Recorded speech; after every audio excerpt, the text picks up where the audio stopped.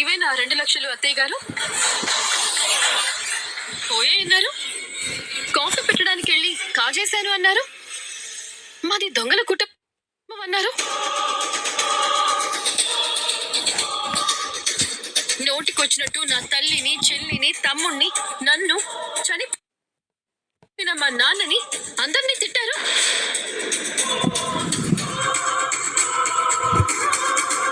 ఇప్పుడు నేనెవరిని తిట్టాలి? కామాక్షి గారినా, మిమ్మల్నా? డబ్బుకి కాళ్ళున్నాయా, రెక్కలున్నాయా? కందిపప్పు డబ్బాలో నుంచి వాటంతటావే ఎగిరి అవి పెసరపప్పు డబ్బాలోకి ఎలా దూరుతాయి అత్తయ్య?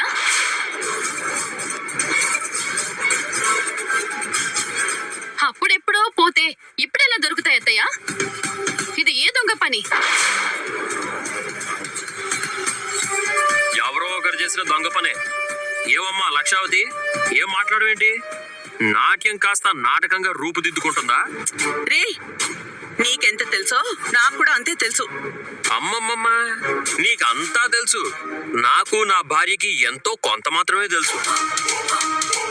మాట్లాడు ప్రభా, జవాబు చెప్పు. డబ్బు ఎక్కడికి పోలేదు. నా కోడలి మీద నిందెలా వేశావు? డబ్బులు దొరికాయి కదా, ఇంకేంటి? ఓ మాట అంటే పడలేరా?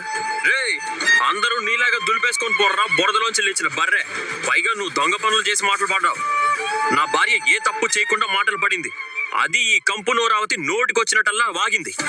రే, నేనేదో నేరమో ఘోరమో హత్య చేసినట్టు మాట్లాడుకో. చేయని నేరం మోపి ఒక ఆడపిల్లని దొంగ అనడం హత్యతో సమానం. మీనా కేవలం పేదింటి నుంచి వచ్చిందనే కదా అంత పెద్ద నింద వేశావు? మీనా తమ్ముడు వీడి బండెత్తికెళ్ళాడు కాబట్టి మీనాని కూడా దొంగన్నావు. మరి రోహిణి తండ్రి 6 నెలల నుంచి జైల్లోనే ఉన్నాడు. మరప్పుడు రోహిణి కూడా నేరస్తురాలు కావాలి కదా? కామాక్షి ఇంటికి మీనా వెళ్ళింది, రోహిణి వెళ్ళలేదు. ఎందుకు వెళ్ళలేదు? అదే రోజు మీనా కన్నా ముందు నీ భార్య కూడా వెళ్ళింది.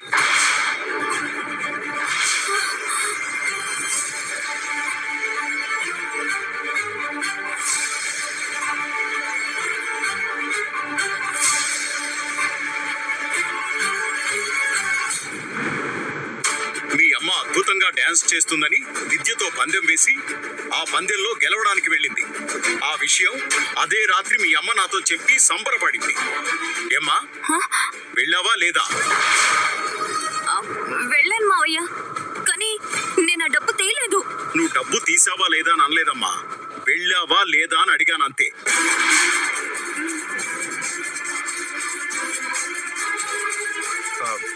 వెళ్తే మాత్రం దొంగ అయిపోతుందా? రే, ఆ ముక్క ఈ నింద వేసిన మహాతల్లికి చెప్పరా, ఎదవన్నారు ఎదవ. వెళ్తే దొంగ అయిపోతుందా? రే, ఇప్పుడేంటి? పోయిందనుకున్న డబ్బు తిరిగి వచ్చింది కదా, అది మీరే తీసుకుని వదిలేయండి.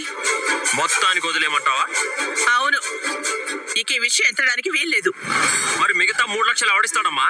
నీ ముద్దుల ఎద్దు లాంటి కొడుక ఈ పార్లర్ అమ్మా, ఎవరిస్తారు? 3 లక్షలా? నీ వల్ల నాకు 5 లక్షలు నష్టం. నాకేం తెలీదు. నన్నేం చేయమంటావు? నీ భార్య ఒలిచిచ్చినట్టు నా ఒంటి మీద పుస్తల తాడు కూడా ఒలిచిచ్చేయమంటావా? నా పేరు బాలు, నేను అన్నం తింటాను. పుస్తల తాడుతో సహా ఒలిచిస్తే తీసుకెళ్లి మనోజ్ గారి బొంద మీద కొట్టడానికి నేను ప్రభావతిని కాదు, బాలుని. సత్యంగా అబ్బాయి బాలుని. అడుగుతున్నాడుగా, ఇవ్వు. నువ్వేగా కేసు వాపస్ తీసుకున్నావు. అంటే తప్పుడు కేసు పెట్టినట్టు నువ్వు ఒప్పుకున్నట్టే కదా. ఇంకా డబ్బులు తెచ్చివ్వు. రే మనోజ్, ఎవరెవరికో వడ్డీకిస్తున్నావు, నాకు ఇవ్వరో 3 లక్షలు? నీకిస్తే ఎక్కడి నుంచి తెచ్చి కడతావమ్మా?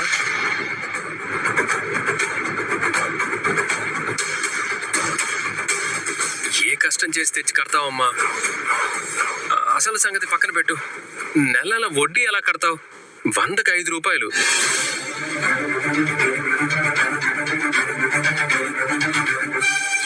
3 లక్షలకి 15,000 నెల కట్టగలవా? విన్నావా? అది నీ పెద్ద కొడుకు అసలు రూపం. ఇప్పటికిప్పుడు నిజంగానే అత్తయ్య మాత్రం ఎక్కడి నుంచి తెస్తారు? అయితే బాండ్ పేపర్ మీద 3 లక్షలు నాకు అప్పు ఉన్నట్టు రాసిమ్మన్నాన్న. యాండి వదిలేయండి. ఏంటి వదిలేసేది? నాకు వడ్డీ కూడా వద్దు. అమ్మిచ్చేదాకా మనం వడ్డీ కట్టాలి కదా, అది మనమే కడదాం. అసలు ఇవ్వకుండా ఎగ్గొట్టాలని చూస్తుంది కాబట్టి రాతపూర్వక. విన్నారా? నేను కాగితం రాసివ్వాలా?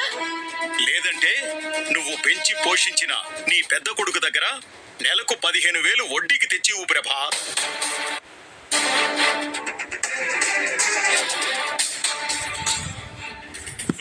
రాయ్. నాకు 3 లక్షలు అప్పు ఉన్నట్టు 3.5 నెలల్లో తిరిగిస్తున్నట్టు రాయ్.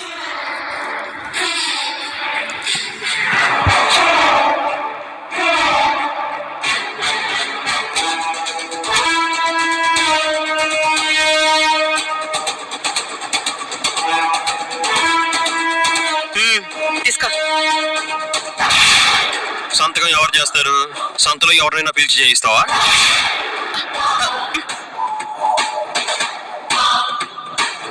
నీ ఒక్కదాని రాత మాత్రమే చెల్లదు రాతావతి. నీ పెద్ద కొడుకు కూడా గ్యారెంటీ సంతకం చెయ్యాలి. నువ్వు ఇవ్వకపోతే వాడి పీకల మీద ఫర్నిచర్ పెట్టి మరీ వసూలు చేస్తాను. నాకేం సంబంధం?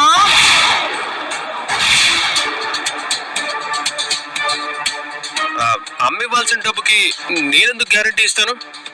అదేదో అమ్మే చూసుకుంటుంది.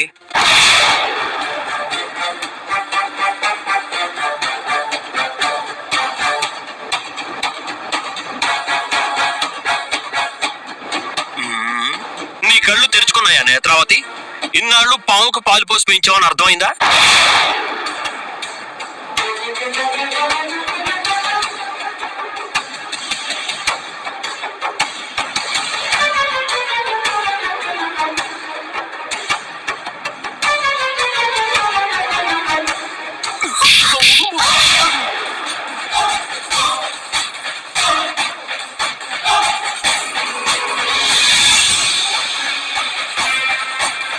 సరైన చోటే పట్టావురా.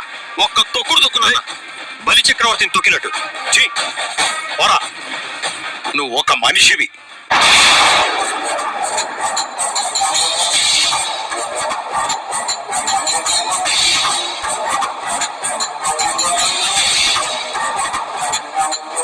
ఏంటలా చూస్తున్నావు ప్రభా? తప్పు చేసిన ప్రతిసారి లెక్క తప్పు చేసిన స్టూడెంట్లా అమాయకంగా నిలబడతావు చూడు. అప్పుడు నువ్వు నా కళ్ళకు అచ్చం పసిదాల్లాగే కనిపిస్తావు. నీ లెక్క తప్పడానికి నేను ఒక కారణమే. నిన్నలా తయారు చేశావు. భార్య తప్పు చేసినా భర్తకు అందులో సగం బాధ్యత ఉంటుంది. నీ పొరపాట్లకు నాకన్నా పెద్ద సాక్షి ఎవరుంటారు? నాన్న సంతకం పెట్టొద్దు.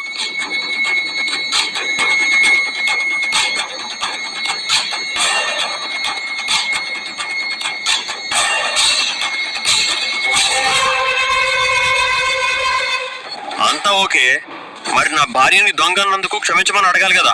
ఏమండి మీకు దండం పెడతాను. నేను నిర్దోషులని తేలింది. నాకంతే చాలు. అత్తయ్య నీకు ఇబ్బంది పెట్టకండి.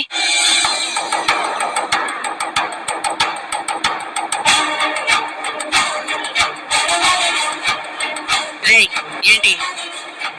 ఏ యాంగిల్లో నువ్వు మా నాన్నకి పసిపాపలా కనిపించావు పాపావతి? నువ్వు పెద్ద పాపాత్మావతివి.